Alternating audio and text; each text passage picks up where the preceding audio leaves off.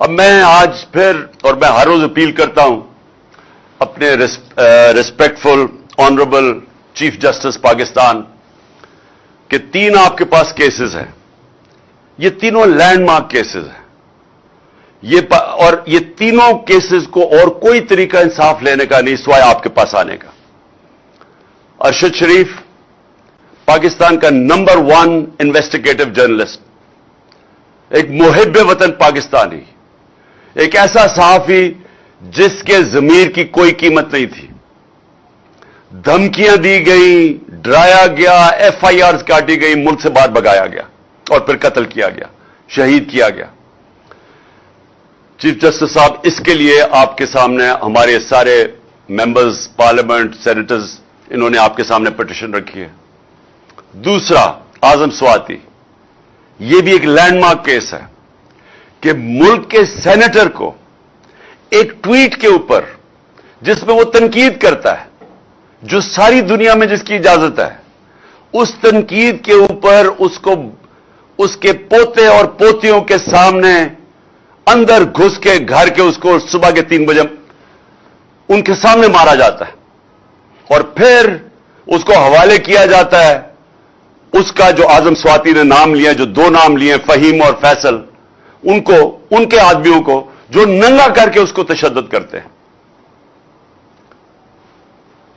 کدھر سے انصاف ملے گا؟ اس لیے آپ کے پاس آئے ہیں چیف جسٹس صاحب. اور تیسرا میرا کیس ہے, ملک کا ایکس پرائم منسٹر, سب سے بڑی پولیٹیکل پارٹی کا ہیڈ, وہ پاکستانی جو 50 سال سے یہ قوم جانتی ہے جس کو, اس کے اوپر قاطعانہ حملہ ہوتا ہے. پہلے سے بھی میں کہہ دیتا ہوں, مجھے پتا ہوتا ہے, میں اس کے اوپر 2 تقریروں میں آج سے 1.5-2 مہینے پہلے بتاتا بھی ہوں کہ یہ انہوں نے کرنا ہے, کہ دینی انتخاب پسند نے غصے میں آ کے اس کو قتل کر دیا. یہ پوری سازش بنی ہوئی تھی. میں 3 نام لیتا ہوں,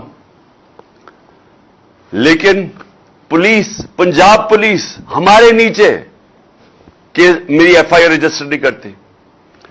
فرسٹ انفارمیشن رپورٹ FIR, یہ ایک شہری کا بنیادی حق ہے. میں عام شہری کی بات کر رہا ہوں, لیکن وہ آدمی جو ایکس پرائم منسٹر ہے, اگر اس کو وہ حق نہیں دیا جا رہا, تو چیف جسٹس صاحب یہ بڑا ہمارے لیے لمحہ فکر ہے. یہ ایکچولی رول آف لا, انصاف نہ ہونے کا ایک آپ کے سامنے اس سے بڑا کیا مثال ہو سکتی ہے کہ میرا یہ بنیادی حق تھا کہ میں 3 لوگ جو میں سمجھتا ہوں اس میں ملوث تھے, ان کے اوپر نام لکھوں. انویسٹیگیشن ہوگی, ہو سکتا ہے بے قصور نکلا ہے, میں غلط ہوں, لیکن ہے تو میرا حق. تو ہماری حکومت ہوتے ہوئے پولیس نے کہا یہ ہم نہیں کر سکتے کیونکہ وہ بہت طاقتور لوگ ہیں. پولیس ہمیں کیا کہتی ہے؟ پولیس وہ کہتے جی اگر کسی مجھے اس عہدے سے اٹھا دے, کسی اور کو بٹھا کے یہ کروائے, میں نہیں کر سکتا. وہ بہت طاقتور لوگ ہیں. تو یہی تو میں کہہ رہا ہوں کہ طاقتور کے لیے ایک قانون, کمزور کے لیے دوسرا. میں بار بار لوگوں کو وہ نبی صلی اللہ علیہ وسلم کی حدیث اس لیے بتاتا ہوں کہ تمہارے سے پہلے بڑی قومیں تباہ ہوئی. جب طاقتور جرم کرتا تھا اس کو نہیں پکڑتے تھے, جو کمزور جرم کرتا تھا اس کو سزا ملتی تھی. یہ ہے آج ہماری تباہی کا باعث. اگر ایک چیز ہماری تباہی کا سبب ہے وہ یہ ہے, اور یہ ہم 3 لوگ ہیں. وہ تو اور اس لیے چیف جسٹس صاحب آپ کی طرف ہم دیکھ رہے ہیں کیونکہ ہمیں اور کہیں امید نہیں ہے. اور میں اس کے ساتھ ساتھ ایک اور چیز کہنا چاہتا ہوں. الیکشن کمیشن نے کنٹیمپٹ ہمارے اوپر کیا, میرے پہ, لوگوں پہ. ہم 1.5 سال گورنمنٹ میں ہوتے ہوئے کہتے جا رہے ہیں کہ الیکشن کمشنر ایک ایجنڈا پہ ہے. یہ نہ تو صرف نون لیگ کے بڑا قریب ہے, اس کے ہینڈلرز بھی اس کو کنٹرول کر رہے ہیں, اور یہ ہمیں ٹارگٹ کر رہا ہے. 8 اس نے ہمارے خلاف فیصلے دیے, 8 دفعہ ہم عدالت میں گئے, 8 دفعہ عدالت نے ان کو رد کیا. اس کا مطلب اس کے فیصلے غلط تھے. اس کے اوپر الیکشن کمشنر یہ سکندر سلطان اور جو کراچی سے الیکشن کمیشن کا ممبر ہے, ان کے اوپر ہم عدالت میں گئے ہوئے ہیں, سپریم کورٹ میں گئے ہوئے ہیں. जो कराची का इलेक्शन कमिश्नर है, ये सिंध गवर्नमेंट की तनख्वाहदार है, ये आजाद कैसे है? इसके ऊपर हम मेरे ख्याल में सुप्रीम जुडिशल काउंसिल में गए हुए हैं। और ये जो सिकंदर सुल्तान है, हमने इसके ऊपर बार बार कहते रहे हैं कि ये आदमी गैर जानिबदार नहीं है, और हमें अदालत वापस इसके पास भेज देती है। जब और वो कैसे जज बन सकता है जब मैं कह रहा हूं कि मैं इसको, ये हमें इंसाफ ही नहीं दे रहा, बार बार हमारे खिलाफ फैसले कर रहा है, ये हमारे ऊपर जजमेंट कैसे दे सकता है? आप अगर अदालत में भी जाते हैं तो अगर किसी को जज के ऊपर इतराज है तो वो रिक्यूज कर लेता है। ये बार बार हमारे खिलाफ फैसला देता है, बार बार हम अदालतों में जाते हैं।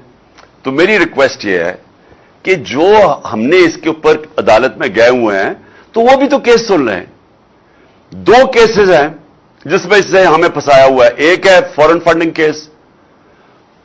फॉरेन फंडिंग केस में सुप्रीम कोर्ट ने भी कहा, हाई कोर्ट ने भी कहा कि हमारे केस के साथ साथ नून लीग और पीपल्स पार्टी के भी फंडिंग केस देखें। उसके बावजूद इस आदमी ने अभी तक उनके केस नहीं खोले, और हमें बार बार एक एक फरोल रहा है, कभी कुछ कर रहा है, कभी कुछ कर रहा है। और मैं फिर दावा करता हूं, जितना आप देखेंगे एक चीज साबित होगी कि सिर्फ तहरीक इंसाफ जो कहते हैं पॉलिटिकल फंड रेजिंग वो करती है। रिकॉर्ड सिर्फ तहरीक इंसाफ के पास है, 40,000 डोनर बेस हमारे पास है। तो इनसे तो पूछें कि ये पैसे कैसे इकट्ठे करते हैं। इसी में ही आपको पता चल जाएगा कि ये करप्शन के पैसे से खेलते हैं। ये पहले बड़े बड़े बिजनेसमैन को पैसे बनाने देते हैं या उनके पार्टनर्स होते हैं, फिर उनसे फंडिंग लेते हैं। तो ये इनकी फंडिंग तो है ही इलीगल। ये बता ही नहीं सकते किधर से पैसा आया। उनका केस नहीं सुन रहा और हमें इसने लटकाया हुआ है इतने सालों से। तो एक तो फंडिंग केस और दूसरा तोशाखाना। तोशाखाना का केस इसने फैसला कर दिया कि इमरान खान को डिस्क्वालीफाई करो। अदालत में तो फिर भी हम चले गए हैं, और मैं गारंटी करता हूं, मैं लिख के देता हूं कि जितना आप देखेंगे इमरान खान, ये साबित होगा कोई गैर कानूनी चीज नहीं की। लेकिन जिन्होंने गैर कानूनी चीज की और नैब में 10 साल से केस है, उनके केस क्यों नहीं सुनता? आसिफ जरदारी, यूसुफ रजा गिलानी और नवाज शरीफ। यूसुफ रजा गिलानी ने मदद की इनकी। उन दोनों ने गैर कानूनी तौर पे 4 गाड़ियां निकाली तोशाखाना से। मुझे भी गाड़ी मिली थी। गाड़ी आप नहीं ले सकते तोशाखाना से, वो गैर कानूनी है। उन्होंने 4 महंगी महंगी गाड़ियां ली, नैब में केस पड़ा हुआ है। ये इलेक्शन कमीशन को क्यों नहीं समझा, क्यों नहीं वो केस उठा रहा? देखिए, इलेक्शन कमीशन गैर जानिबदार होता है, ये गैर जानिबदार नहीं है। तो प्लीज हमारे केस सुने जो हमने सुप्रीम कोर्ट में इसके खिलाफ किए हुए हैं। मैं रिक्वेस्ट करूंगा, क्योंकि उससे एक इंसाफ के निजाम में हमें इत्मीनान होगा हम सबको।